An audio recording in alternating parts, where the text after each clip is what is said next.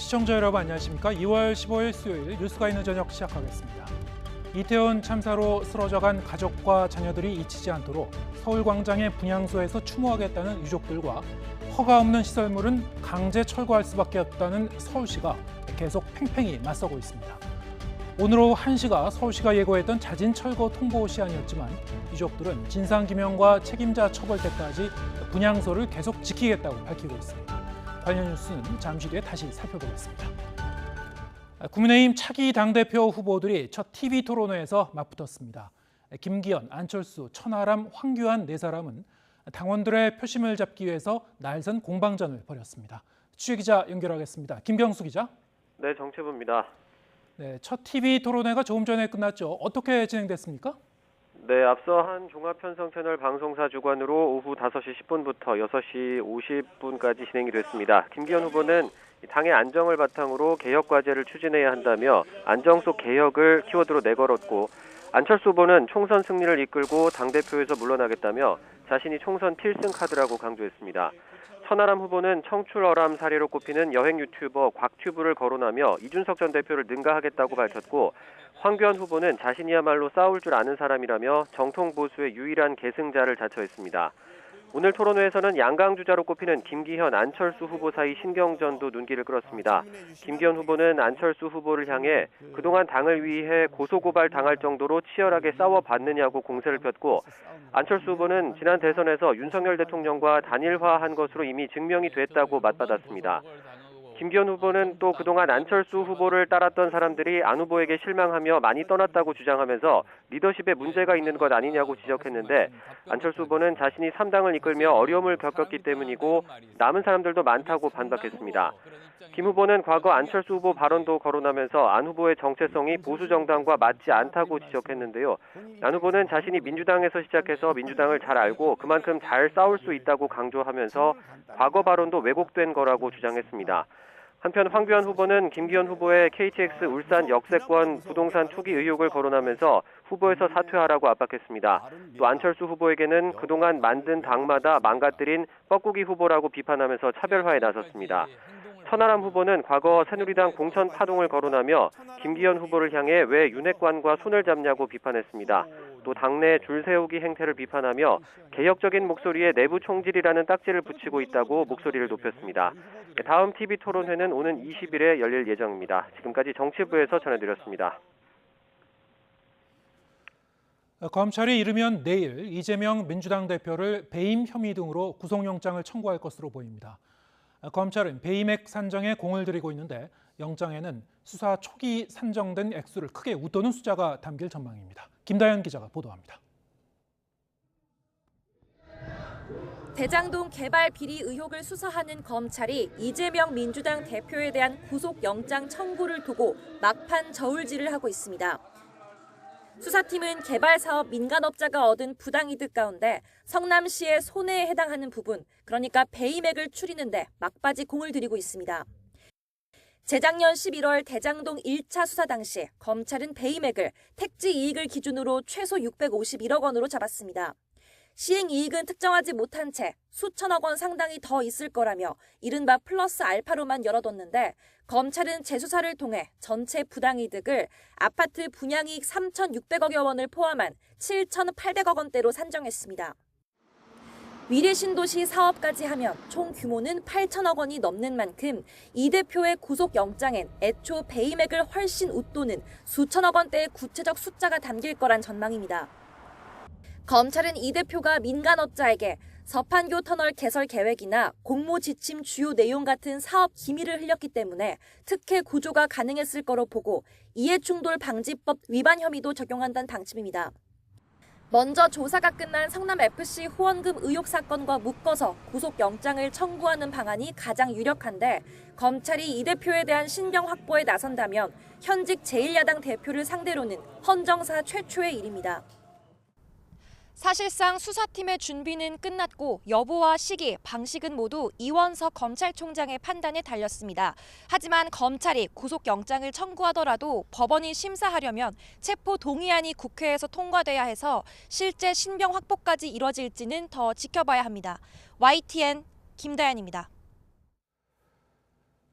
쌍방울 대북 송금 의혹을 수사하는 검찰이 구속 수감된 이화영 전 경기도 평화부지사를 불러 조사했습니다.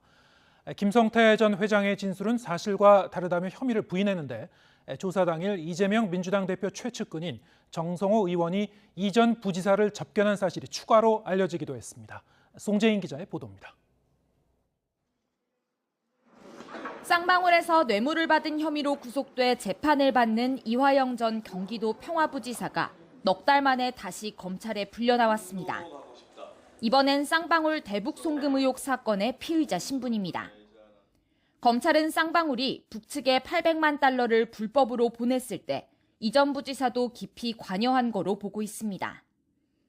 김 전 회장이 지난 2019년 경기도 스마트팜 사업 비용 500만 달러를 북측에 대신 내주기 전에 이 전 부지사의 요청이 있었고, 이후 이재명 당시 경기지사 방북 성사 비용 300만 달러를 대신 보낼 때도 상의를 거쳤다고 검찰이 공소장에 적시했습니다. 이 전 부지사는 조사에서 이 같은 의혹을 적극 부인했습니다. 김성태 쌍방울이 안부수를 통해서 북한 쪽 사람들 소개받고 본인의 어떤 이해관계에 따라서 북한에 송금한 것이다. 근데 그 북한 송금 과정에 관여를 하거나 그거에서 아는 바가 없다. 앞서 이 전 부지사는 옥중서신을 통해서도 쌍방울의 대북 송금과 자신, 경기도, 그리고 이재명 대표는 아무런 관련이 없다고 주장했습니다. 검찰이 경기도 사업비를 쌍방울이 대납하기로 최종 합의한 자리라고 지목한 2019년 1월 중국 심양 술자리에 대해서도 그런 성격의 자리가 아니었다고 부인해왔습니다. 결국 쌍방울과 경기도가 대북 사업을 각각 따로 진행해왔다는 취지입니다. 이에 따라 검찰은 김 전 회장과의 대질 조사도 검토하고 있습니다. 이런 가운데 이재명 대표 최측근인 정성호 의원이 정진상 전 실장과 김용 전 부원장뿐 아니라 이 전 부지사도 접견한 사실이 알려졌습니다. 이 전 부지사 소환 조사 당일입니다. 접견이 이뤄진 시기는 지난해 12월로 김 전 회장이 태국에서 검거되기 이전이지만 언론 보도로 쌍방울의 대북 송금 의혹이 제기된 이유입니다. 이에 정 의원은 이 전 부지사 가족 요청에 따라 접견을 가서 변호인과의 갈등 문제를 들어주고 온 정도라며 이 대표 언급은 없었다고 밝혔습니다. YTN 송재인입니다. 지난 2019년 김학의 전 법무부 차관을 불법 출국 금지한 혐의로 재판에 넘겨진 관련자들이 1심에서 대부분 무죄를 선고받았습니다. 재판부는 당시 긴급 출국 금지 조치에 일부 위법성이 있었다면서도 재수사를 앞둔 김 전 차관의 도피를 막기 위한 불가피한 조치였다고 판단했습니다. 최민기 기자입니다. 김학의 전 차관의 출국을 불법으로 금지한 혐의로 재판에 넘겨진 건 모두 3명입니다. 이광철 전 청와대 민정비서관과 차규근 전 법무부 출입국 본부장, 대검찰청 과거사 진상조사단에 파견됐던 이규원 검사입니다. 특히 위법한 출국금지 조치와 승인에 관여했다는 직권남용 혐의가 핵심이었는데 1심 법원은 이 같은 공소사실을 모두 인정하지 않았습니다. 재판부는 당시 김 전 차관에 대한 재수사가 임박한 상황에서 긴급 출국금지는 그 목적의 정당성이 인정된다고 판단했습니다. 반대로 출국을 그대로 용인했다면 국민적 의혹이 해소되지 못했을 것이란 점에서 그 필요성과 상당성도 인정된다고 강조했습니다. 특히 재판부는 당시 긴급 출국 금지가 법률상 요건을 갖추지 못해 위법성이 있었다면서도 다만 이는 사후적으로 판명된 것으로 이 같은 공무원의 직무집행을 모두 형사처벌 대상이 되는 직권남용으로 단정해선 안 된다고 봤습니다. 이에 따라 사건에 관여한 이 전 비서관과 차 전 본부장에게 모두 무죄가 선고됐습니다. 흐린 구름 사이에 쌓여 잠시 빛을 잃은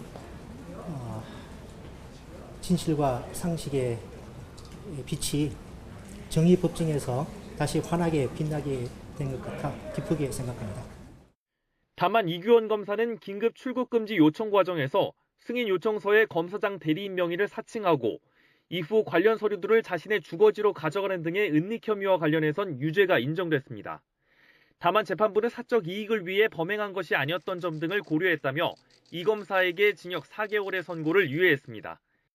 재판부의 판단은 존중합니다.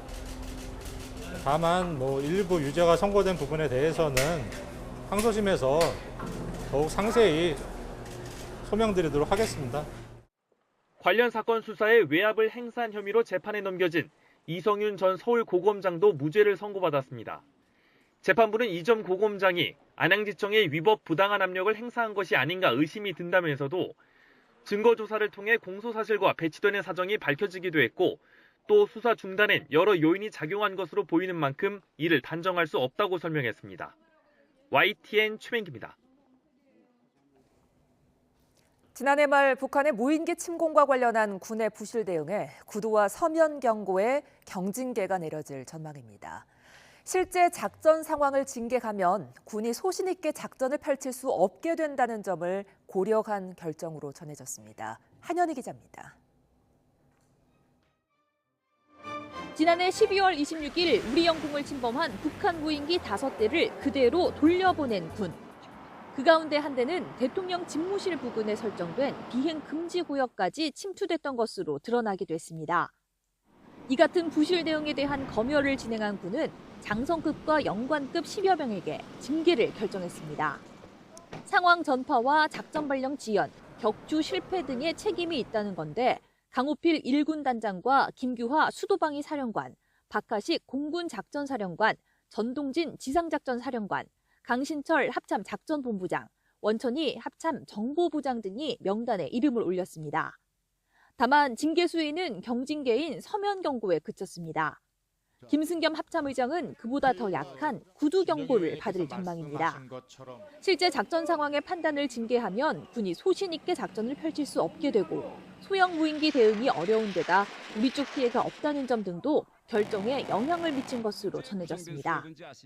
필요한 부분에 대해서는 문책이 필요하겠지만은 더 중요한 것은 우리가 미흡했던 부분을 조속히 보완하는 것이 더 중요하다고 보고 거기에 매진하고 있습니다. 하지만 군의 경계 실패에 대한 사회적 논란에 비해 징계 수위가 솜방망이에 그치면서 군 기강을 제대로 세울 수 있겠느냐는 지적도 나옵니다. 군 당국은 북한 무인기가 군사 분계선을 넘어오기 전 항적을 최초 포착하고 이상 항적으로 평가한 육군 1군단 장병 6명에겐 합참의장 표창을 수여할 예정입니다. YTN 한현입니다. 서울시가 이태원 참사 유가족들에게 서울광장에 설치한 분향소를 철거하라고 통보한 시간이 지났습니다. 곧바로 강제 철거에 돌입하지 않아 당장 충돌은 없었지만 시와 유족 모두 물러서지 않겠다는 입장이라 분향소 주변 긴장 상태는 당분간 이어질 모양새입니다. 박정현 기자입니다.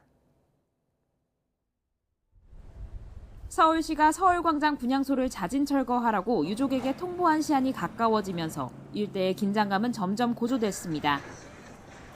경찰력과 경찰버스 여러 대가 배치됐고 유가족들은 이태원 참사 희생자 159명의 이름을 하나씩 부르며 159배를 올렸습니다. 결국 시간은 흘러 자진 철거 시한에 이르렀는데 서울시가 예고한 행정대 집행은 벌어지지 않았습니다. 전날 녹사평역 분향소까지 정리하면서 서울광장 분향소를 지키겠다는 의지를 드러낸 유족들은 일단 한숨은 돌렸지만 여전히 단호합니다. 진상규명과 책임자 처벌이 이뤄질 때까지 물러설 수 없다는 입장을 분명히 했습니다. 작년 10월 29일 그날 밤 우리 유가족들은 이태원에서 억울하게 세상을 떠난 우리 아이들을 지켜주지 못했습니다. 그리고 우리는 유가족이 되었습니다.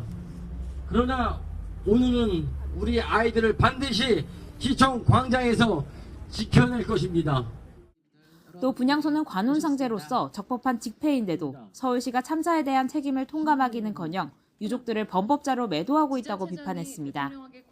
이어 서울시가 유가족 측에 계고장을 제대로 전달하지도 않았다며 행정 대집행 요건도 충족하지 않았다고 주장했습니다. 우선 절차적으로 유족들은 합법적인 그리고 적법한 계고 통지를 받은 바가 없습니다. 계고 통지는 언론을 통해서 할 수 있는 것이 아닙니다. 전국 공무원노조 서울지역본부도 기자회견을 열고 서울시는 강제 철거만 외칠 게 아니라 문제를 해결할 대안을 제시해야 한다고 강조했습니다. 이에 대해 서울시는 자진 철거 시한이 지난 만큼 지금부터 언제든 행정대 집행에 돌입할 수 있는 거라며 뜻을 굽히지 않고 있습니다.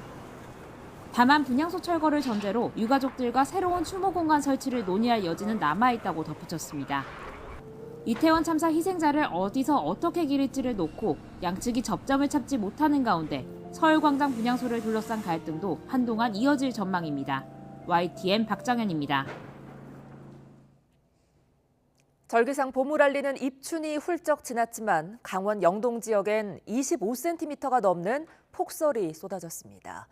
곳곳에서 크고 작은 눈길 교통사고가 잇따르는 등 불편이 이어졌는데요. 송세혁 기자가 취재했습니다. 밤사이 하얀 눈으로 뒤덮인 강릉 도심. 오르막길에서 멈춰선 차량은 연신 헛바퀴만 돌립니다. 여러 명이 힘을 합쳐 밀어보지만 제자리 걸음입니다. 도로에서 뒤늦게 월동장구를 장착하는 차량까지 뒤섞여 혼잡을 더합니다. 차량 운행이 어려워지자 일부 시민은 아예 걸어서 이동하기도 합니다.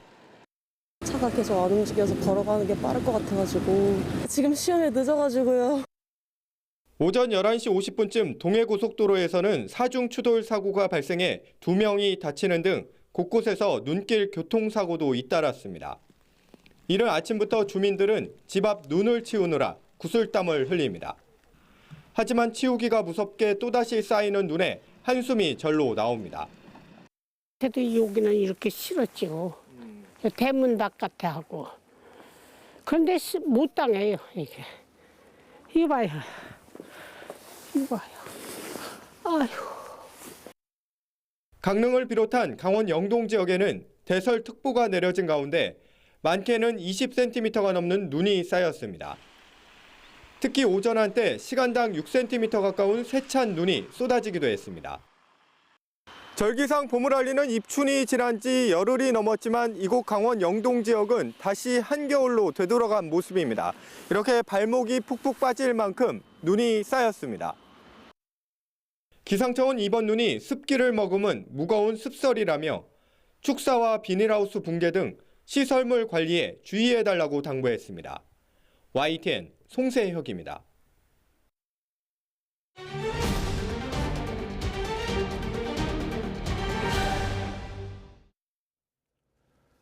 네, 오늘의 정치권 소식 정가 브리핑에서 김준일 뉴스톱 수석 에디터와 함께하겠습니다. 안녕하세요. 예, 안녕하세요. 네. 자, 국민의힘 첫 당대표 TV 토론회가 열렸습니다. 보통 이렇게 TV 토론회가 열릴 때는 새머리를 하고 있는 후보, 선두를 달리고 있는 후보, 이런 후보에게 주로 이제 화살이 좀 많이 날라오는 그런 경향도 있고요. 누가 누구를 상대로 또 공세를 취했는지 이게 일단 좀 관심이긴 한데 전반적으로 어떻게 보셨습니까? 전반적으로 보면은 치열한 무승부 정도로 저는 봤습니다. 네. 그러니까 이게 누가 막 정말 탁월하게 눈에 띄었다라고 보기도 그렇고 전체적으로 좀 잘 내 후보가 잘 한 것 같고요. 본인의 강점을 살려서 또 하나는 이제 기저 효과라는 게 있잖아요. 어디에서 기대치가 어디에 있느냐. 이를테면은 시작하기 전에는 천하람 후보가 좀 더 젊고 뭐 방송도 많이 나와서 이제 단련도 돼 있고 그러니까 조금 더 잘할 것이다 이런 평가도 있었어요. 그리고 실제 잘했습니다. 그런데 문제는 이제 어느 정도 눈높이가 있다 보니까 이게 이제 그 정도로 눈에 띄게 만족시켰느냐는 좀 다른 문제인 것 같아요. 이게 예를 들면은 지난번에 이제 그 국민의힘 대선 TV 토론이 있었잖아요. 그때 홍준표 후보랑 지금 윤석열 후보랑 붙었을 때 윤석열 후보보다 홍준표 후보가 잘할 거라고 다들 얘기를 했어요. 근데 막상 해보니까 윤석열 후보 선전했네. 뭐 이런 느낌이 좀 있었거든요. 지금도 약간 비슷한 것 같아요. 그러니까 김기현 후보가 상대적으로 좀 공격을 많이 받은 것도 맞는데 나쁘지 않게 대응을 했다. 뭐 이 정도 봐야 될 것 같습니다.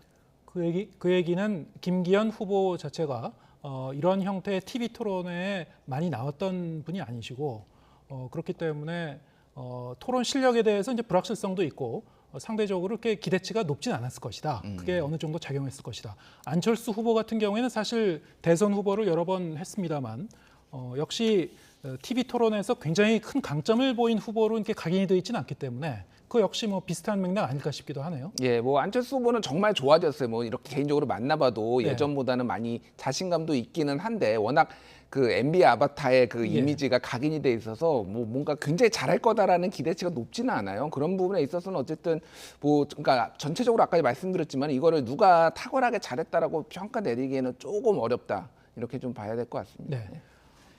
1위와 2위를 이제 여론조사에서 다투고 있었던 그 후보들 간 이른바 이제 양강 후보라고 부르는 김기현 후보, 안철수 후보 간의 이 창과 방패 대결 서로 이제 공세를 취했겠죠. 예. 어땠습니까? 좀 이렇게 쨍그랑하는 어떤 그 열띤 불꽃 튀는 그 순간이 좀 있었습니까? 아니면은 기대보다 뭐 좀 밋밋했습니까?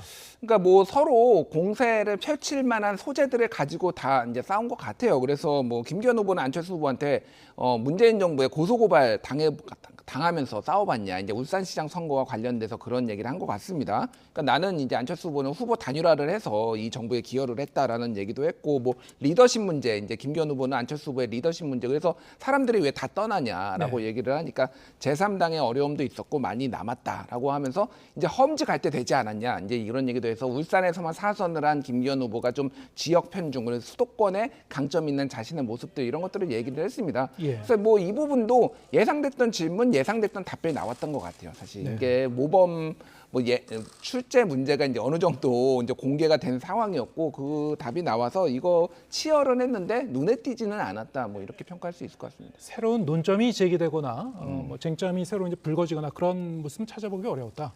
어느 정도는 좀 그 예상했던 그 테두리에서 이제 진행이 됐군요.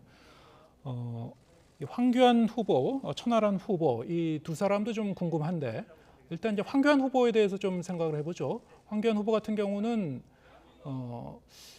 과연 그 누구에게 더 이제 공세를 취할 건지, 그리고 일각에서는 이제 김기현 후보와 어느 정도의 공통 분모가 있을 것이다. 그래서 나중에 혹시 연대를 할까 아니면 끝까지 완주를 할까 뭐 이런 얘기를 한 분도 있습니다. 오늘 토론을 보니까 상당히 좀 공격적으로 질문하던데요. 예, 뭐 김기현 후보에게는 이제 KTX 울산 역세권에 이제 부동산 투기 의혹이 있는데 이거를 거론을 하면서 후보직 사퇴하라 뭐 이런 얘기까지 했습니다. 그러니까 말씀하셨다시피, 그러니까 이거를 이제 그 내 후보의 이념적 스펙트럼을 하자면은 가장 강경 보수부터 이제 황교안, 김기현, 안철수, 천하람 뭐 이런 순서대로 좀 이제 나눌 수 있을 것 같아요. 그러면은 황교안 후보가 올라가려면은 김기현 후보 표를 뺏어와야 됩니다. 그러니까 이게 전선을 만들어야 돼요. 근데 이제 또 일각에서는 단일화 얘기도 있거든요. 그러니까 그거는 본인들의 캠프의 의지와는 상관없이 단일화 얘기도 있다 보니까 이게 이제 어디 선까지 공격을 할 것이냐인데 지금은 황교안 후보는 좀 공격을 하는 쪽으로, 김기현 후보를 공격을 하는 쪽으로 조금 전선을 만든 것 같아요. 왜냐하면은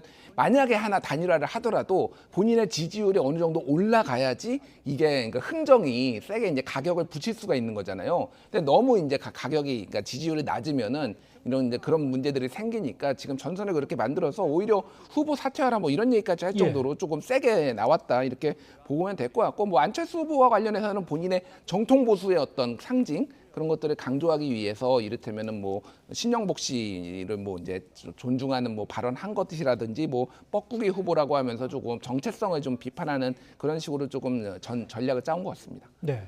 천하람 후보 아까 말씀하셨듯이 어떻게 보면 TV 토론에서 가장 기대치가 높을 수 있는 그런 후보이긴 합니다. 특히 이제 막바지에 이 경선에 뛰어들면서 일종의 이제 바람을 일으켰던 그런, 그래서 상당히 주목받고 있는 후보이기도 한데 오늘 어땠습니까? 이렇게 전방위로 화살을 날릴 거라고 생각하는 분도 계셨는데 실제로 그랬습니까? 그러니까 뭐 전방위로 날리기는 했지만은 대체적으로 보면 김기현 후보 쪽에 좀 많이 집중된 것 같아요. 예. 그래서 사실 아까 말씀드렸듯이 천하람 후보가 좀 올라가려면은 안철수 후보 표를 가져와야 돼요. 그러면 전선은 이제 안철수 후보하고 만들 것이냐, 김기현 후보하고 만들 것이냐라는데 이게 또 친윤과 반윤, 뭐 아니면 비윤 이런 구도를 만들려면은 김기현 후보하고 대립각을 세우는 게 좋거든요. 지금 전략은 어쨌든 김기현 후보하고 좀 대립각을 세우는 거. 그래서 이를테면은 이제 왜 당내 개혁 세력을 왜 이를테면은 내부 총질이라고 딱지를 붙이느냐, 그리고 소위 말하는 윤핵관들에 대해서 공천 어떻게 할 거냐, 그러니까 김기현 후보가 절대 장제원 의원한테는 아무 당직도 맡기지 않겠다 이런 뭐 이것도 이끌어냈거든요. 그래서 그런 식으로 이제 조금 전선을 이제 만드는, 그게 이제 부산에서 얘기했던 그 뭐 이를테면은 충신들한테는 이제 뭐 관직을 안 주고 간신배들한테, 윤핵관들 간신배들한테만 관직을 주는 이런 것들을 이제 하면 안 된다라는 그 부산에서의 연설하고 좀 일맥상통하는 것 같아요. 근데 이 전략이 계속 갈지 아니면 이제 안철수 후보를 좀 더 공략하는 쪽으로 갈지는 2차 토론에서 좀 봐야 될 것 같습니다. 예, 알겠습니다. 며칠 전까지만 해도 상당히 좀 뜨거운 논점으로 이게 불거졌었던 이른바 이 대통령 탄핵 가능성 그 논란에 대해서 오늘 TV 토론에서 누군가는 문제 제기를 하지 않을까 싶었는데 여기에 대해서는 얘기가 없었나요? 예, 그래서 이게 저도 조금 의아했습니다. 이게 이제 김기현 후보를 공격하기 굉장히 좋은 소재잖아요. 예. 그런데 이게 좀 조심스러운 부분도 있어요. 그러니까 이게 일종의 당원들한테는 탄핵 트라우마라는 게 있거든요. 네. 그러니까 그거를 또 너무 공격을 하다 보면 왜 이런 거를 계속 문제 삼아서 이렇게 하느냐라는 거에 좀 역풍을 맞을 가능성들을 후보들이 조금 생각을 한 거 아니냐 이렇게 예. 좀 보여집니다. 그래서 이게 나오지 않았는데 추후에 나올 가능성도 배제를 할 수가 없는 거고 김기현 후보한테는 그래서 왜 이렇게 본인의 경쟁력을 가지지 않고 왜 이렇게 남한테 기대느냐 남진 가수나 뭐 김연경 뭐 윤심 등등해서 이제 이런 공격들은 많이 이제 들어왔습니다. 또 하나 이제 기대됐던 것은 날리면이냐 바이든이냐 예. 이거 어떻게 들을 거냐 이거를 이준석 전 대표가 이제 방송 다니면서 이거 물어볼 수도 있다라고 얘기해서 좀 저도 기대를 했는데 어떻게 예. 답변할지 그게 이제 나오지 않아서 이미 좀 김이 빠졌나 먼저 그런 얘기들이 공개돼서 그런 생각도 좀 했습니다. 예. 윤심이 담긴 후보가 있는지 여기에 대해서 어떻게 생각하느냐 이런 질문도 이제 공통 질문으로 주어졌던 것 같은데 예. 좀 많이 갈렸죠. 그러니까 대답이. 이게 좀 흥미로웠어요. 윤심 후보가 있느냐 물어보니까 안철수, 황교안 두 사람은 없다라고 얘기를 했고 예. 김기현, 천하람 두 사람은 있다라고 얘기를 했어요. 김기현 후보는 윤심이 나한테 있다라고 얘기를 한 거고 네. 천하람 후보는 누군가의 윤심이 있는 것 자체가 문제다. 예. 당무 개입이다라는 차원에서 있다라고 얘기를 한 것 같고 안철수 후보는 최대한 나한테도 모두에게 윤심이 있다라는 식으로 얘기를 해야 되니까 황교안 후보도 마찬가지고 예. 그러니까 정통 보수의 적자로서 그래서 없다라고 얘기를 한 것 같아요. 그런 뭐 밸런스 게임들에서 사소한 조금 재미들 이런 것들이 좀 있었습니다. 예, 김기현 후보가 이제 윤심이 나한테 있다라고 직설적으로 얘기한 건 아닙니다만 아니, 맥락상으로 보면 이제 그렇게 해석될 예. 수밖에 없다는 뭐 그런 말씀이죠. 여러 가지 뭐 윤핵관이라든가 윤심이라든가 그동안 이 경선 과정에서 경선 레이스에서 여러 가지 불거졌던 그런 키워드들이 거론이 되긴 했습니다만 말씀하신 대로 지금 아직 이제 1차 토론회이기 때문에 앞으로 이제 남은 토론회에서 좀 더 이 상당히 좀 분위기가 뜨거워질지 아니면은 오늘과 같은 수준에서 계속 진행이 될지 좀 더 지켜봐야 될 것 같고요. 지금 국민의힘 그 전당대회 레이스 과정에서 이른바 이제 당정 일체론 친윤계가 이제 띄우고 있습니다만 오늘도 이제 이와 관련된 그 얘기가 토론회에서도 좀 거론이 됐던 걸로 제가 기억합니다만 오늘 이제 토론회와는 별도로 윤 대통령이 이 전당대회 후에 이른바 이제 명예대표를 맡는 방안이 일부에서 이제 거론이 되기도 했습니다. 이거와 관련해서 여러 가지 설왕설래가 있는 것 같습니다만 어떻게 보셨습니까? 그러니까 이게 현실화될지 여부는 좀 봐야 될 것 같아요. 예를 들면은 이게 이제 김기현 후보가 많이 윤심이 있다라고 이제 알려져 있잖아요. 만약 김기현 후보가 당 대표가 된다라면은 굳이 논란을 일으키면서 명예 대표까지 맡아야 되느냐? 그러니까 국민의힘 당원 7조에 보면 어쨌든 아무런 직책도 맡지 않는다라고 돼 있거든요. 그게 명예라는 조건이 붙어 있지는 않습니다만은 그걸 당원을 끝끝 고쳐야 되는 거예요. 사실상 이거를 그냥 그러니까 고치지 않고 하는 거는 좀 논란이 생길 겁니다. 그러니까 그런 것들을 해야 되느냐. 그러니까 지금은 어쨌든 대통령의 당무 개입 자체가 이게 문제가 있는 건 아니다라는 것들을 조금 강조하기 위해서 이제 장제원 의원을 비롯해서 뭐 박수영, 뭐 조순인 의원 등등이 이제 거들고 있는 건데 이거는 이제 조금 뭐 지켜봐야 될 것 같습니다. 그래서 중요한 건 어쨌든 이게 이명박 정부 초기에도 이런 일이 있었거든요. 그때 2007년 대선 있고 2008년 총선을 앞두고 당원 당무 개입 요 조항을 고치자라고 이제 대통령 그러니까 당시에는 이제 청와대에서 MB 청와대에서 했지만은 당내 강력한 반발로 무산된 적이 있어요. 그래서 이런 역사가 있습니다. 이런 맥락들이 있어서 어쨌든 지금 상황도 지금 어쨌든 뭐 이제 당정일체론이 강하지만은 그 부분이 당 대표가 누가 되느냐에 따라서 좀 많이 방향성이 좀 바뀔 가능성이 높아 보입니다. 네.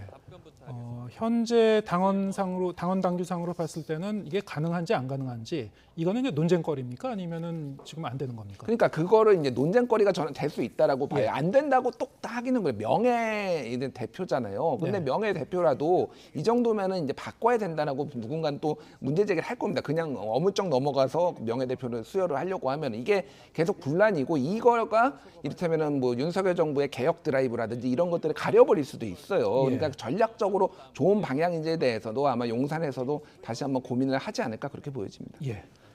자, 이제 검찰이 이재명 대표에 대한 구속영장 청구 여부를 이제 곧 결정을 할 예정이라고 하죠. 이번 주 안으로는 뭐 이러면은 내일이라도 이제 청구를 할 가능성이 있는 것 같은데 지금 민주당 내부에서는 과연 체포 동의안이 국회로 넘어오면은 이것을 이제 당론으로 결정을 해서 대응을 할 건지 아니면 무기명 투표인데 그냥 의원 자율에 맡길 건지 뭐 이런저런 얘기가 나오고 있는 것 같습니다. 일단 당론으로 결정해서 체포동의안을 이제 부결시키자라고 했을 경우에는 상당히 좀 정책 부담도 있지 않을까 싶기도 한데 당론 얘기가 나오는 것 자체가 상당히 그 당 내부적으로 이런저런 걱정이 있는 거 아닌가 뭐 이런 생각도 좀 들게 하는데 어떻게 보시고 계십니까? 걱정이 있죠. 그러니까 예. 뭐 소위 말해서 당 지도부에서는 충분히 걱정이 있고요. 왜냐하면은 이게 이제 무기명 비밀 투표잖아요. 네. 그러니까 누가 어떻게 투표를 하는지를 알 수가 없습니다. 그래서 당론으로 하더라도 이게 어떻게 나올지 모르는 거예요. 그럼에도 불구하고 당론으로 하면은 조금이라도 이제 의원들이 압박을 받을 가능성 이런 것들이 있으니까 이제 하자라는 겁니다. 그만큼 이제 이번이 불확실성이 크다라는 건데, 근데 비명계 의원들 뭐 과거 친문으로 분류가 됐던 비명계 의원들이 숫자가 굉장히 많은데 네. 지금 이거에 대해 검찰의 이번 영장 청구에 대해서 그렇다고 반드시 체포동의안을 가결을 시켜야 되느냐에 대해서는 의문점을 가지고 있어요. 그러니까 좀 아직도 마음을 못 정한 분들이 좀 많은 것 같아요. 조금. 네. 왜냐하면은 이게 완전 개인 비리. 이를테면 뇌물을 수수했다. 뭐 이 정도가 협의가 있으면 모르겠는데 이게 지금 대장동하고 성남 FC인데 둘 다 이게 법리 논쟁이에요. 이거를 제3자 뇌물죄로 볼지 말지, 이거를 배임으로 볼지 말지, 그래서 다 공개된 사안에 대해서 지금 하는 거니까 이거를 구속까지 할 사안이냐 이렇게 좀 생각을 하는 것 같습니다. 근데 어쨌든 전체적으로 보면은 정의당도 체포동의안은 가결하겠다. 이거는 이재명이라서 그런 게 아니라 원래 항상 이거는 국회는 체포동의안에 대해서 우리 당의 입장은 항상 누구라도 가결시켜야 된다라는 정의당의 스탠스가 있었거든요. 그런 것들까지 좀 같이 곁들여지면서 불안감이 증폭된 건 사실인 것 같습니다. 네. 당론으로 이제 그 대응을 할 경우에는 지금 말씀하신 대로 이제 의원 중에는 아직 마음 정하지 못한 사람도 있을 수 있는 것이고 그런 의원 같은 경우에는 굳이 이걸 당론까지 정해서 조직적으로 대응하냐 여기에 대해서 좀 반발 심리도 좀 일어날 여지도 있을 것 같고 외부에서 보기에는 이제 방탄 프레임이 좀 더 강화되는 그런 측면도 있을 것 같은데 그럼에도 불구하고 민주당 내부에서는 좀 이 당론 얘기가 지금 나오고 있는 상황이고요. 자, 그러면 이제 숫자를 좀 따져보겠습니다. 국회의원 체포 동의안의 경우에는 이제 제적의원 과반 출석에 출석의원 과반으로 이제 가부를 정하게 되죠. 이탈표가 뭐 어느 정도 나와야지 그 경계선을 넘는 겁니까? 그러니까 이제 전원 참석이라고 가정을 했을 때 예. 보통 이제 국회의장은 빼고 뭐 299명 정도 되겠죠. 그러면은 이제 150명이 이제 그러니까 뭐 이제 찬성을 하면은 되는 거잖아요. 그러면 국민의힘이 115명, 그리고 정의당이 6명, 시대전환 조정훈 의원이 1명, 그러면 이게 122명이니까 네. 28명 정도 이제 더불어민주당과 무소속에서 28명 정도가 이탈을 하면 되는 거예요. 예. 이게 적지 않은 숫자입니다, 사실은. 적지 않은 숫자지만 이게 무기명 비밀 투표라는 네. 이거가 있기 때문에 지금 이거에 대해서 좀 긴장을 하는 거거든요. 그래서 최근에 이제 이재명 대표가 비명계 의원들, 김종민 의원이라든지 이원욱 의원, 뭐 서른 의원도 만난다고 하고 이렇게 좀 전체적으로 보폭을 넓히는 게 협조를 구하는 것들, 이런 예. 것들이 좀 있는 것 같습니다. 그래서 일각에서는 사실은 아주 뭐 이제 구체화된 건 아닌데 지금 뭐 이제 아주 먼 얘기입니다. 그런데 지금 이 사안에 대해서는 협조를 좀 구하고 정치적 딜이 있는 건 아니냐, 뭐 이런 예. 관측까지 나오고 있어요. 그러니까 정치적 딜이라는 게 뭐 연말쯤 가가지고 거취를 좀 당을 위해서 거취를 결정하는 거 이런 걸로 뭐 좀 딜을 하려는 거 아니냐, 뭐 이런. 이재명 대표가 연말쯤 되면은 물러날 가능성도 없지 않다. 뭐 그런 거죠. 관측입니까? 그러니까 이번에 있어서 이거를 체포동의안을 좀 막아주고 예. 예를 들면은 그럼 뭐 내가 뭐 결백하면 증명을 하지만 총선 즈음에는 좀 당에 부담이 되니까 당을 위해서 내가 봉사하겠다, 그리고 이런 뭐 모양새를 그래서 서로 좀 윈윈하는 걸로 이렇게 하는 거 아니냐. 이게 구체적으로 나온 건 아닙니다. 이런 얘기들이 정가에서 떠들고 있어요. 그러니까 여러 가지 떠도는 시나리오 중에 하나란 말씀이죠. 그렇죠. 네. 예. 그래서 지금 어쨌든 이번에 어떻게 결론이 나는지가 좀 민주당의 향후 미래를 점쳐보는 데도 좀 중요할 것 같습니다. 예, 알겠습니다. 김준일 뉴스톱 수석 에디터와 함께했습니다. 고맙습니다. 예, 감사합니다.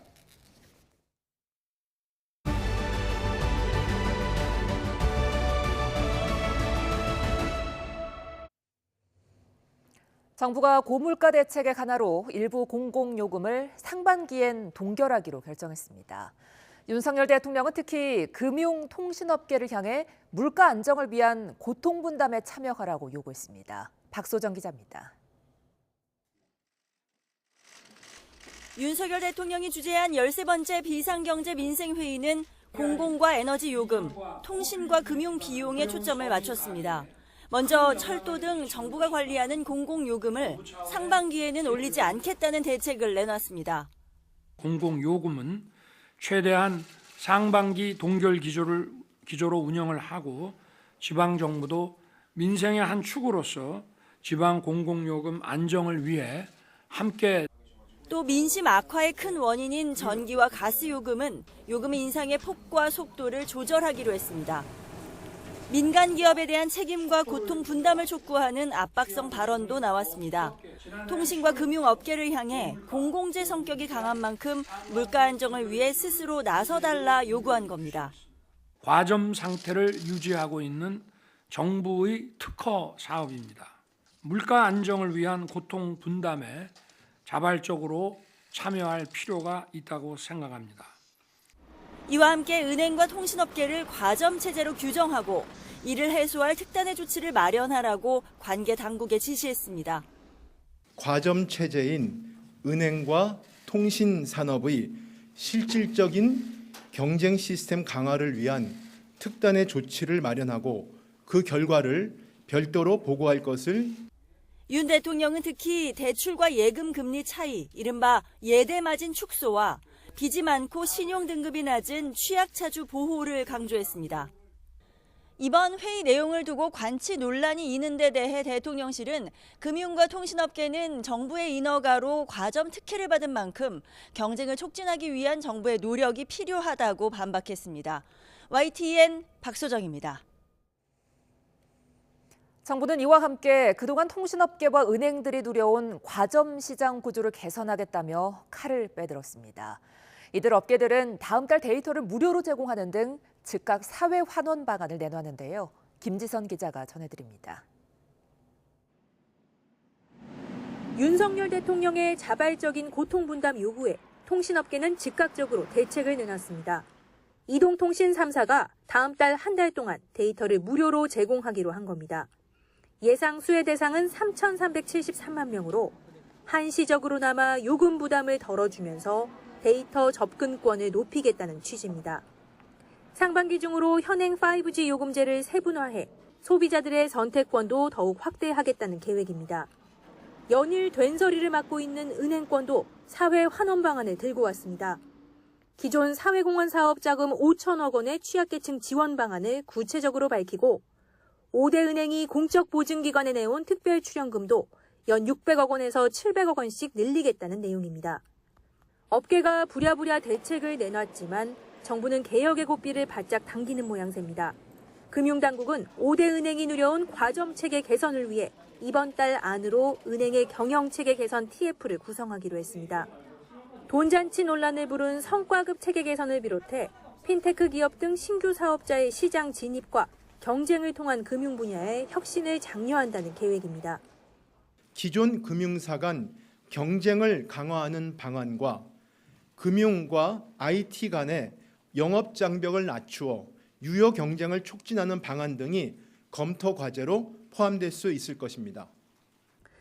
통신 분야에서도 5G 28GHz 신규 사업자에게 최대 3년간 전용 대역을 공급하고 정책 자금을 지원하는 등 시장 경쟁 활성화를 유도한다는 방침입니다. YTN 김지선입니다. 원달러 환율 하락의 영향으로 지난달 수입물가 오름세가 확연하게 둔화했습니다. 다음 주 금융통합위원회를 앞둔 한국은행으로서는 부담을 조금이나마 덜게 됐는데요. 조태현 기자가 짚어봤습니다.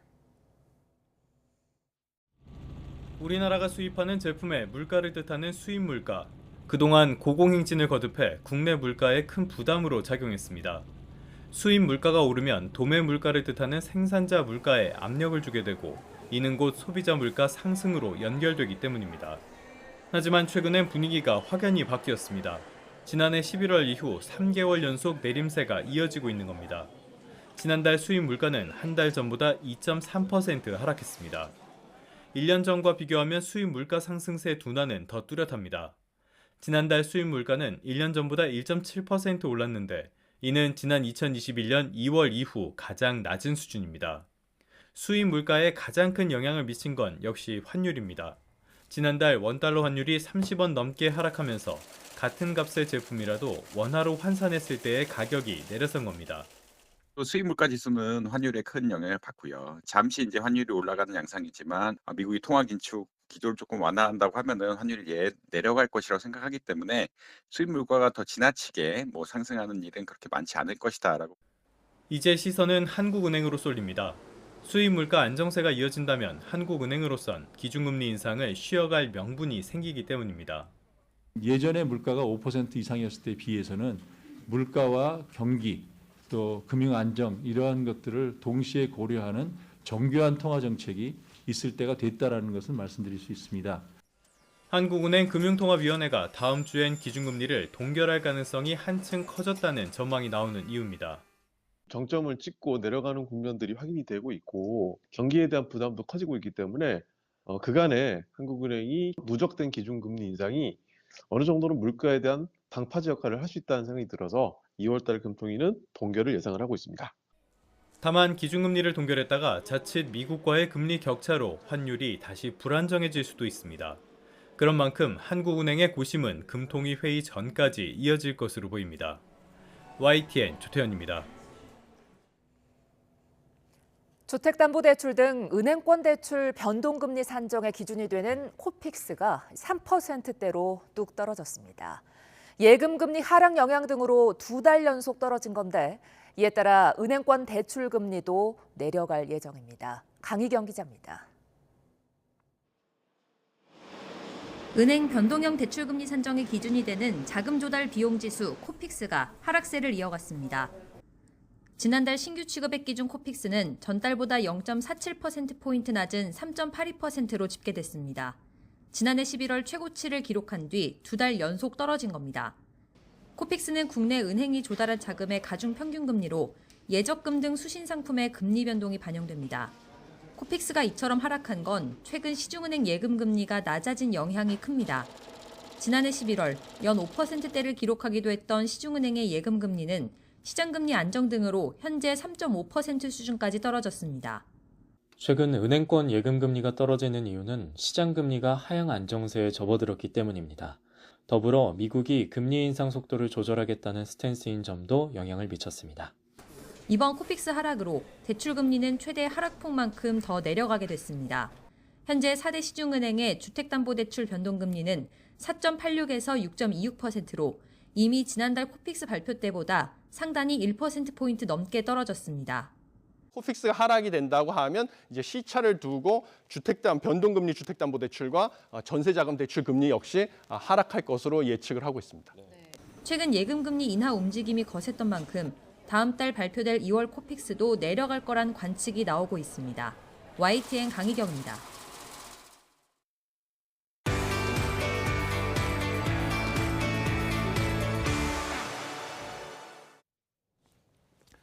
네, 오늘의 경제 소식 쇼미더 경제에서 박종호 명지대 특임 교수와 함께 자세한 얘기 나눠보겠습니다. 어서 오세요. 예, 안녕하세요. 네. 자, 새해 들어서 이제 도시가스 요금이 이제 큰 폭으로 올랐죠. 난방비 대란이라는 얘기가 나온 지 벌써 상당 시간이 됐는데, 자, 1월분 고지서 보고 놀라시는 분 좀 아직도 좀 많다고 하시죠. 좀 속속 좀 날라오고 있는 모양이에요. 얼마나 올랐을까요? 예, 아마 또다시 추가적으로 더 올랐다라는 인상을 많이 받으실 수밖에 없는 이유가 있습니다. 이 난방비랑 전기 요금을 우리가 집계하는 방식 때문에 그런데요.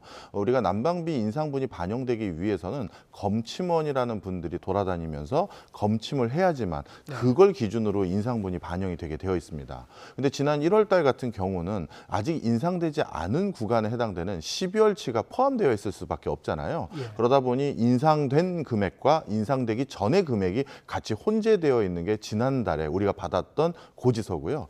이번에는 2월 달이다 보니까 검침 작업이 다 끝나서 온전히 인상된 분만 반영된 고지서를 받게 되는 것입니다. 그러다 보니 아니 나는 오히려 더 아껴 썼는데 어떻게 1월 달보다 지난달보다 지금 고지서가 더 많이 높이 나오는 거냐라고 말씀하시게 되는 이유는 이런 징수 방식의 차이 때문에 그렇습니다. 네, 그 차이 때문에 더 이제 오른 걸로 보는군요. 실제로 이렇게 이 가스요금도 많이 올랐는데 전기요금까지 이제 인상된 가격이 지금 받아보는 고지서에는 이제 반영되고 있는 거죠. 네. 예, 얼마만큼 이제 이건 또 영향을 주는 겁니까? 예, 이 추가적으로 이제 올라간 금액이 이제 전기요금까지 올라갔는데요. 이번에 올라간 게 13.1원 작년 대비 추가적으로 인상을 했습니다. 그것 때문에 많은 분들이 이제 추가적으로 이제 공공요금 인상을 더 체감하게 된 이유 중에 하나가 이건데요. 문제는 앞으로라고 더 말씀을 드리고 싶어요. 네.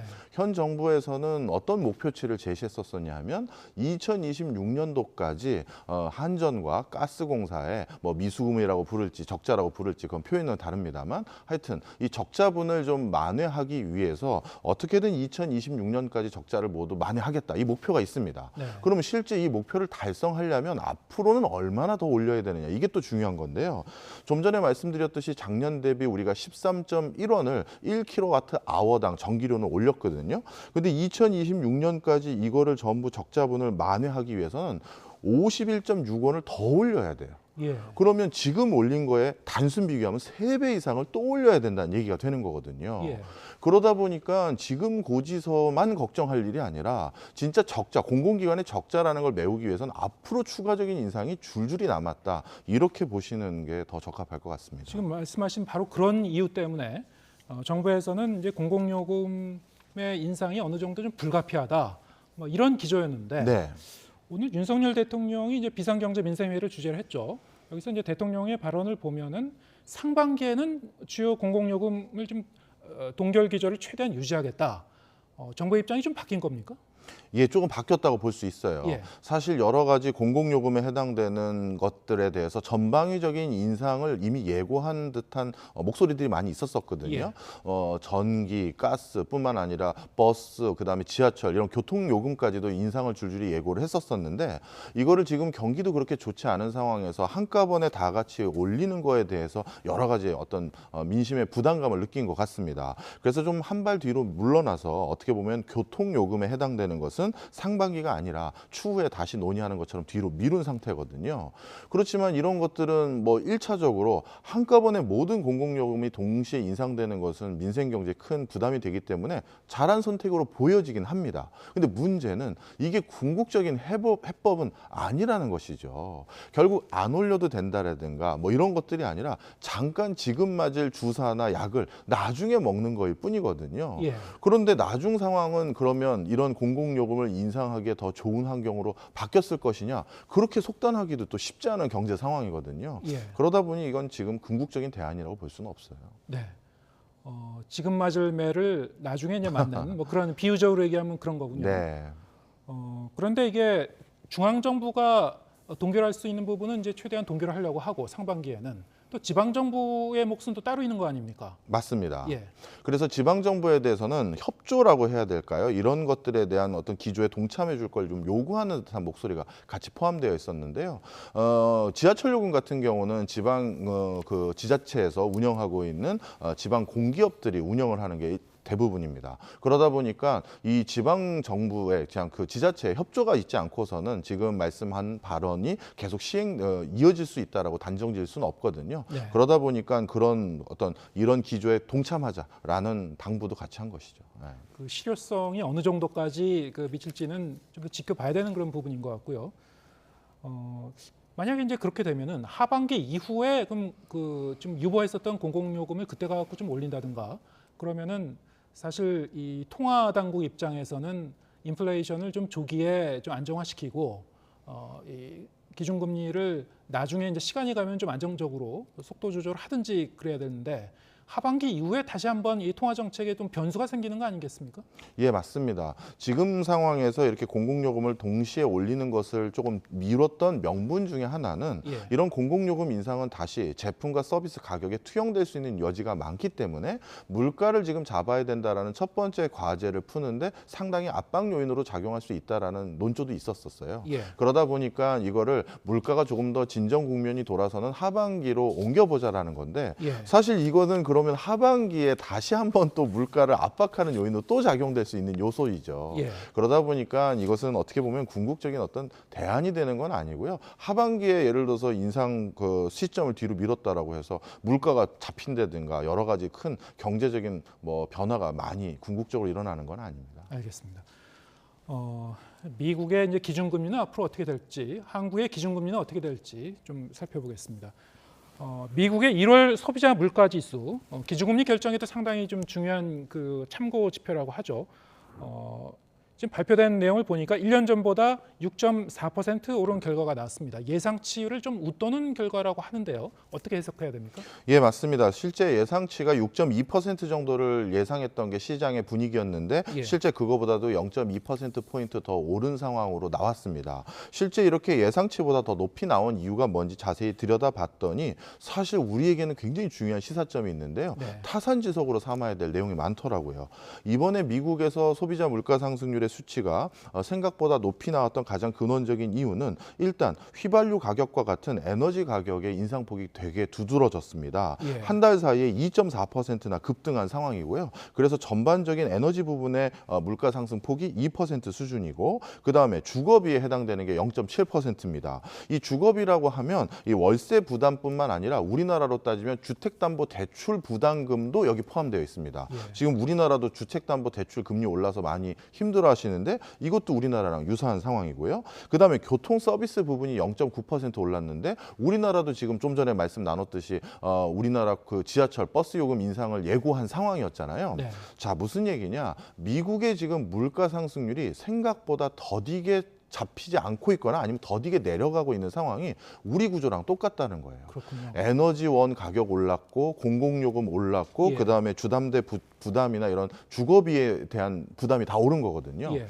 이런 것들은 단기간에 기준금리를 변형시킨다라고 해서 쉽게 잡히는 것은 아닙니다. 일시적인 현상이 아니고 이건 구조적일 가능성이 그렇죠. 있다. 네. 그래서 연준 위원들도 시장의 분위기와 달리 우리는 금리 기조를 당분간 변화시킬 요인이 찾을 수가 없다. 이런 논조를 이번에도 말씀을 하셨어요. 네. 바로 이런 것들은 지금 우리나라에서도 똑같이 전개되는 흐름이기 때문에 지금 우리나라의 물가 기조, 물론 미국에 비해서는 낮은 5%대 수준이지만 이게 뭐 하반기나 아니면 상반기만 지나면 바로 바뀔 수 있다라고 예단할 수 절대 없는 상황입니다.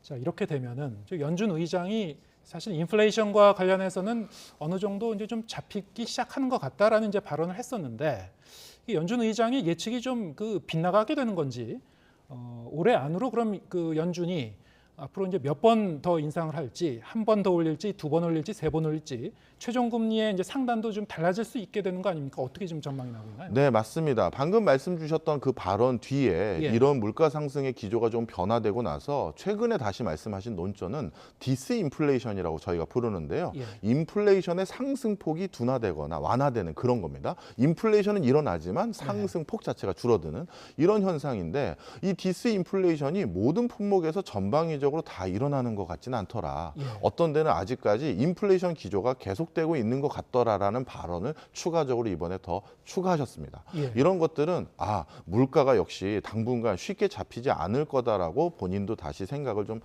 바꾸시거나 그런 기조를 같이 언급하신 것 같고요. 예. 그러다 보면 올해 금리 기조는 당초 지금 많은 시장에서 예상한 것과 똑같이 미국 연준에서도 2번에서 3번 정도 한 단계씩 추가적으로 금리 인상을 충분히 단행할 가능성이 높아 보입니다. 그러면 최종 금리는 지금 그 어느 정도 선이 이렇게 보이는 건가요? 5% 이상대를 계속 연준 위원들이 얘기하고 있어요. 예. 네, 그러다 보니까 아직까지 그 수치에 이르기 위해서는 진짜 2번 이상의 금리 인상이 필요한 시점입니다. 상단이 그러니까 5.25%가 될 수도 있는 것이고, 그렇죠. 뭐 심지어 5.5% 얘기도 나오던데요. 맞습니다. 네, 그거는 뭐 그 단정적으로 얘기할 수는 없는 거지만 지금 물가 상승 기조를 좀 보긴 해야겠죠. 예, 알겠습니다. 자, 이렇게 되면 이제 한국은행의 기준금리 결정에는 어떤 영향을 미칠 것인가? 다음 주에 금융통화위원회가 예정돼 있습니다만 어떻게 지금 전망이 되고 있나요? 예, 사실 당초에 한은 총재께서는 발표한 내용이 지난번에 금리 인상을 한 단계 더 하고 당분간 이 금리 기조를 계속 유지하겠다는 말씀을 분명히 하신 바 있습니다. 네. 그것은 물가에 대한 어떤 자신감보다는요, 지금 가파르게 증가하고 있는 가계부채 문제라든가 기업부채 문제를 좀 고려하신 거거든요. 예. 특히 요즘 보면 그 카드론이라고 하는 리볼빙이나 이런 것들에 대한 채무 불이행이 급증하고 있는 상황입니다. 어떻게 보면 가계부채 문제 가장 처음 시그널이라고 할 수 있는 다중채무자라든가 이금융권 이상의 금리를 이용하고 있는 분들의 벌써 부실이 늘어나고 있는 상황인데요. 예. 이런 상황에서 기준금리를 추가적으로 올린다는 것은 상당한 압박 요인이 될 수 있음에도 불구하고 지금 시장에서는 한국은행도 이런 물가 기조 아직 잡히지도 않고 추가적으로 오를 수 있는 물가 기조가 우리도 예상되는 상황에서 물가가 한번 오르고 나면 이게 고착화되면요. 사실 기준금리뿐만 아니라 다른 정책으로 기술적으로도 이걸 잡기가 쉽지가 않아요. 네. 그래서 한 번 정도는 한은도 더 올리는 걸 검토할 수도 있다 이런 목소리도 나오고 있습니다. 그러면 이번 달에는 뭐 동결될 것 같습니까? 그래도 이번 달에 올릴 것 같습니다. 저는 이번 달은 동결될 것 같은데요. 예. 추가적인 상승 압박은 여전히 남아있다 이렇게 말씀드립니다. 아무튼 이제 우리나라도 지금 국내에서 소비자 물가가 상승률이 네. 좀 이렇게 완화되고 있다는 그런 징후는 아직 없는 거죠. 맞습니다. 예. 근원 물가나 이런 걸 보면 아직까지 그런 징후를 100% 확증할 건 없습니다. 예, 알겠습니다. 박정호 명지대 특임 교수와 함께했습니다. 고맙습니다.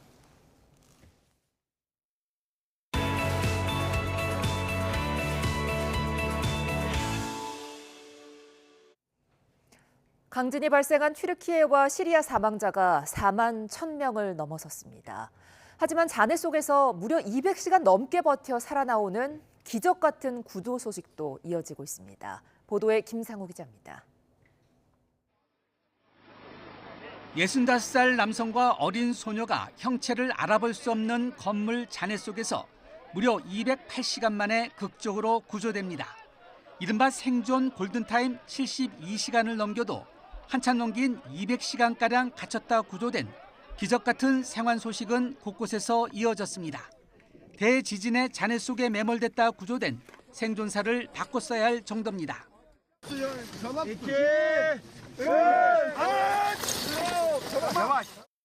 앞서 18살의 매몰자도 198시간 만에 튀르키예 아디야만주의 건물 잔해에서 구조됐습니다. 카흐라 만만 나슈에서도 두 형제가 역시 198시간 만에 무너진 건물 밖으로 나왔습니다. 기적 같은 생還소식이 이어지고 있지만 구조 작업보다 복구 작업으로 전환되기 시작해서 생존자 추가 발견 가능성은 줄어들고 있습니다. 유엔은 이제 매몰자 구조보다 생존자 구조의 시간이라고 밝혔습니다. Aid must get through from all sides to all sides through all routes without any restrictions. 튀르키예와 시리아에서의 사망자가 수만 명으로 급증한 가운데 일부 지역에선 구조 작업을 종료하고 건물 철거 작업에 들어갔습니다. 유엔의 지적처럼 튀르키예에서만 100만 명 이상이 대피소에서 고통스러운 나날을 보내는 등 2차 재난 우려도 커지고 있습니다. الناس اللي مأوى بخيمة بس خيمة وأكل وشرب أكثر من هيك شو احتياجاتنا بعد بدنا بيوت بس. 밤낮으로 온 힘을 다한 구조대 등은 매몰자를 구하고 감격에 겨워 서로 포옹하고 환호했지만 구조 작업이 사실상 종료 단계에 접어들어 기적 같은 소식은 점점 멀어지고 있습니다. YTN 김상호입니다. 이번 지진으로 피해를 본 어린이가 700만 명을 넘었다는 보고가 나왔습니다. 정신적 충격을 호소하는 어린이가 많고 최근 호흡기 감염 등 2차 피해도 늘고 있습니다. 류재복 기자의 보도입니다. 집을 떠나 임시 수용소에 머무는 9살 아흐마드. 밤마다 큰 소리가 들리면 지진이라 소리치며 잠이 들지 못했습니다. عم يرجع بيصير مثلا يسمع صوت عالي أو كذا عم يتذكر. أي صوت عالي أو حركة مثلا إذا حدا عم يزح مقعد بالصف أو كذا عم يرتعب فورا. 아흐마드처럼 지진으로 피해를 본 어린이가 700만 명이 넘는다는 보고가 나왔습니다. 튀르키예 10개 주에서 460만여 명, 시리아도 250만 명에 이릅니다. 지진으로 목숨을 잃었거나 각종 질병에 시달리며 열악한 환경에 노출된 어린이들입니다. 무엇보다 정신적 충격을 호소하는 어린이가 많습니다. This is trauma on top of trauma. Call it what you will. Compound trauma for these children. It is unyielding trauma. 최근 지진 피해 지역에서 저체온증이나 호흡기 감염에 시달리는 어린이가 급격하게 늘고 있습니다. 하지만 병원이나 학교가 파괴돼 적절한 치료를 받지 못하고 있습니다. Soğuk algınlığımız vardı. Depremden dolayı çok koruyamadık kendimizi. O yüzden çocuklarım ve ben 유니세프는 튀르키예의 어린이를 돌볼 자원봉사자를 5,000명 늘리고 사정이 더 나쁜 시리아에는 보건의료 서비스를 집중하기로 했습니다. YTN 유재복입니다. 튀르키예와 시리아를 덮친 강진으로 길이 470km에 이르는 단층이 파열됐다는 분석이 나왔습니다. 지진의 충격이 얼마나 컸던지 한 올리브 농장은 한가운데 깊은 협곡이 생기기도 했습니다. 보도에 임수근 기자입니다. 튀르키예 남부 지징해와 인접한 안타키아의 올리브 농장입니다. 이번 강진으로 땅이 갈라지면서 길이 300m, 최대 깊이 40m의 골짜기가 생겼습니다. 올리브 나무들은 계곡 아래로 휩쓸렸고 일부는 절벽 위에 위태롭게 서 있습니다. 이 같은 현상은 튀르키예 지진 지역을 중심으로 곳곳에서 목격되고 있습니다. 도로와 논밭 등이 온통 갈라지고 주저앉았습니다. 미국 지질조사국이 튀르키예 강진으로 발생한 이 같은 단층 파열 규모가 470km에 이른다고 밝혔습니다. 특히 1차 강진의 진원인 카흐라만 마라슈 북쪽의 단층 파열은 그 길이가 320km에 달했습니다. 파열 지역은 규모 7.8의 강진과 100여 차례 이어진 여진의 진앙과 일치했습니다. 미국 지질조사국은 규모 7.8의 지진이면 보통 190km 정도의 단층 파열을 만들지만 튀르키예 지진의 경우 2배 이상의 피해를 남겼다고 밝혔습니다. 아나톨리아판과 아라비아판, 아프리카 지각판이 만나는 삼중점의 위치에 피해가 커졌다고 설명했습니다. يشير أننا أمام أحد احتمالين، إما الصفيحة التكتونية التي هي الصفيحة العربية والتي اصطدمت مع الصفيحة الأوروبية، أن هناك تصدع كبير حدث في القشرة الأرضية وهذا لا سمح الله يشير إلى استمرار حالة الزلازل. 미국 지질조사국은 단층 파열이 지각이 수평으로 찢어지는 쥐향 이동에 의해 형성됐다고 설명했습니다. 수백만 명 지진 피해자들의 마음을 대변하듯 튀르키예 강진의 단층 파열이 길고 깊은 상처를 남겼습니다. YTN 임수근입니다.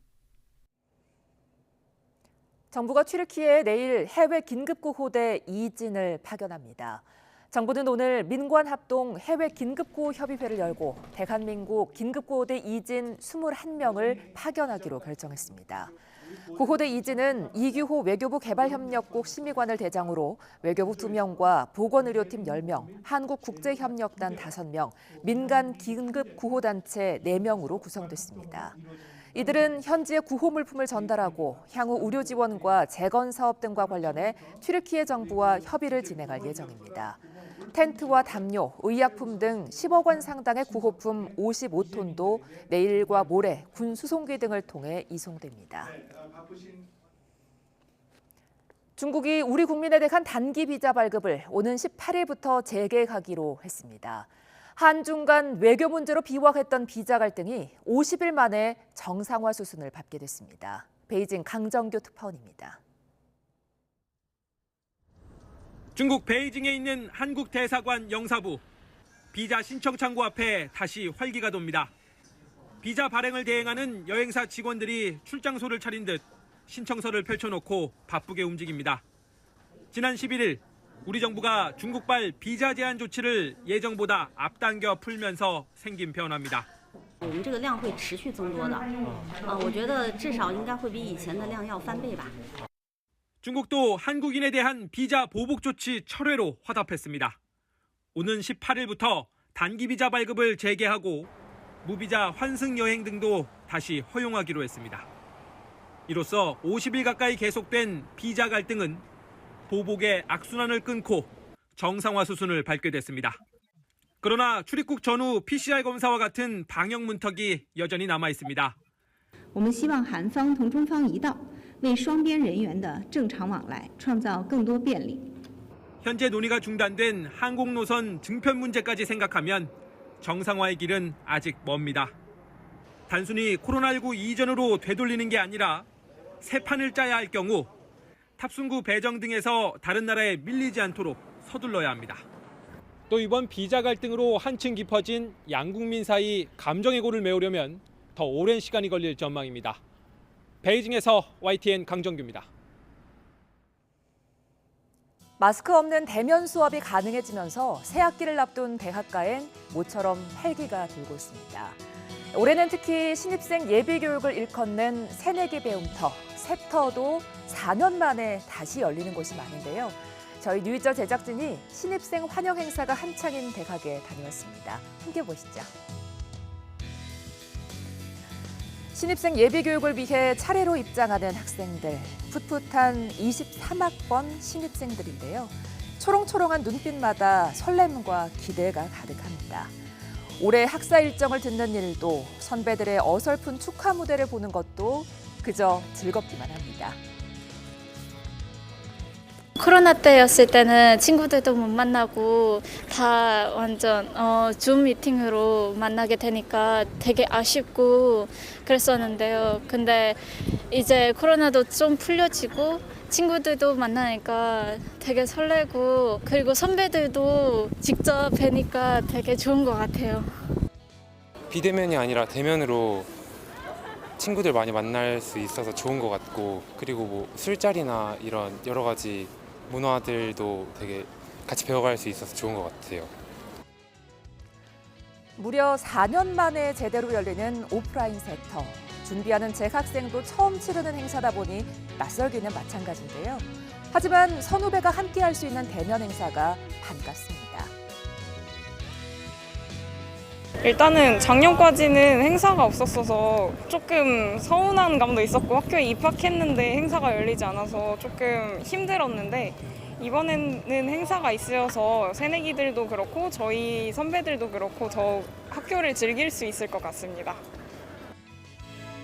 이렇게 긴 코로나 사태 이후 처음 열리는 세터는 이전과는 사뭇 다른 분위기도 감지되는데요. 행사 장소에 격리 공간을 마련하고 안전 부스도 설치하는 것은 물론 압사나 추락 사고 예방을 위한 안전 매뉴얼도 만들었습니다.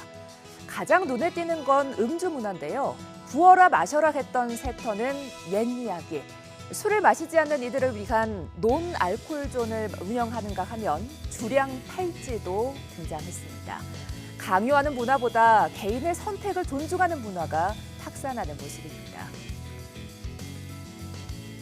올해 세터부터는 새롭게 개개인을 좀 존중하는 문화를 가지자는 의미에서 술을 마시고 싶지 않은 사람은 특정 팔찌를 착용하거나 혹은 노알코올 존으로 이동해서 술을 마시지 않고도 재밌게 놀 수 있게 하는 등의 그런 대책을 마련하고 있고요. 이런 게 이어지다 보니까 학생들 분위기도 술 마시지 않으면 어때? 술 조금만 마셔도 괜찮아. 이런 분위기가 형성된 것 같아서 긍정적인 면도 있는 것 같습니다. 하지만 모처럼 돌아온 세터가 반갑지만은 않은 이들도 있습니다. 비대면 문화에 익숙해진 탓에 단체 행사 등 집단 문화가 불편하다는 반응도 일부 나오고 있고요. 선후배 유대감도 과거보다는 약해졌다는 평가도 많죠. 여기에 고물가 속 훌쩍 뛴 세터 참가비가 부담스럽다는 의견도 많습니다. 실제 학생들의 세터 참여율은 코로나19 이전보다 많이 저조한데요. 세터를 시작으로 다시 돌아온 대학가의 단체 활동, 기대와 우려 속에 어떤 모습으로 자리 잡아갈지 궁금합니다.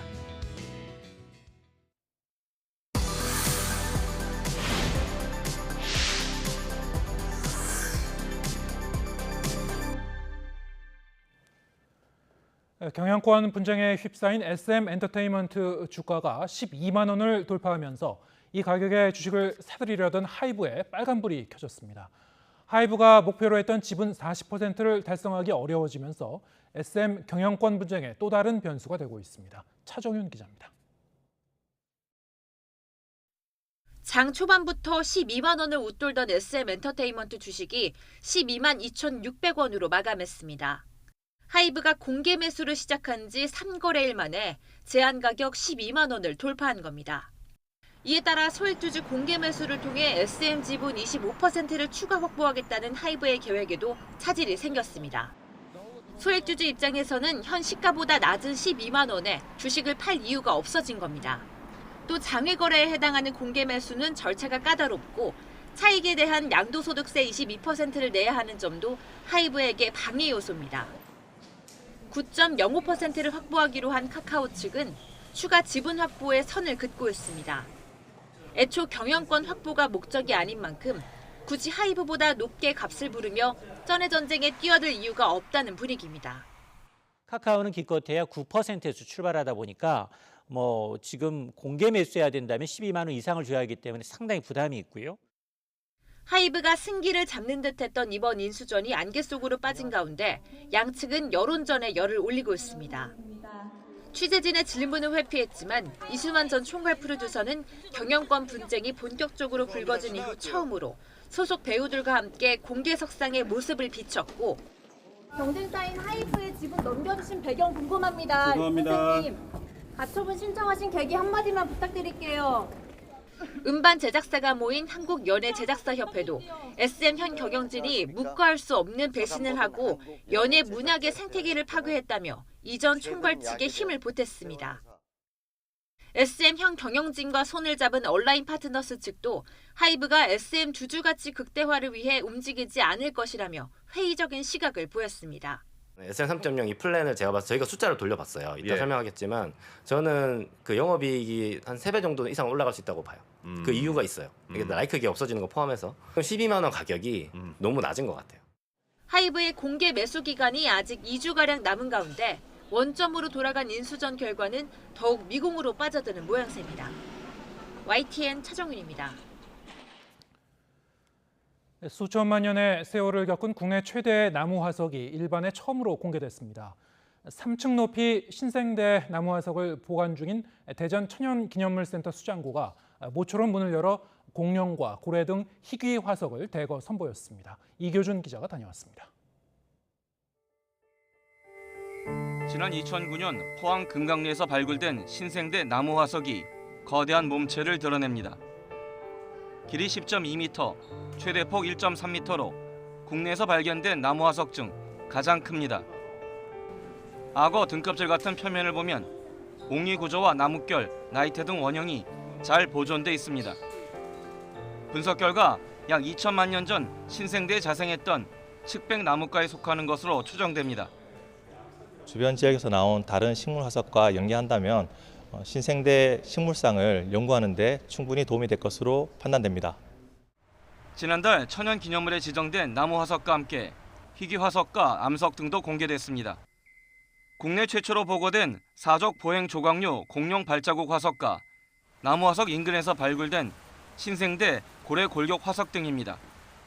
두개골은 물론 등뼈, 갈비뼈 등이 고스란히 남아있는 고래 골격 화석 사례는 흔치 않습니다. 지하 속 마그마가 서서히 냉각하면서 표면에 꽃 모양이 형성된 구상 반려암도 볼 수 있습니다. 이곳 지질표본 수장고 안에 보관 중인 화석과 암석이 1,350여 점에 달해 앞으로 연구 결과가 더 기대됩니다.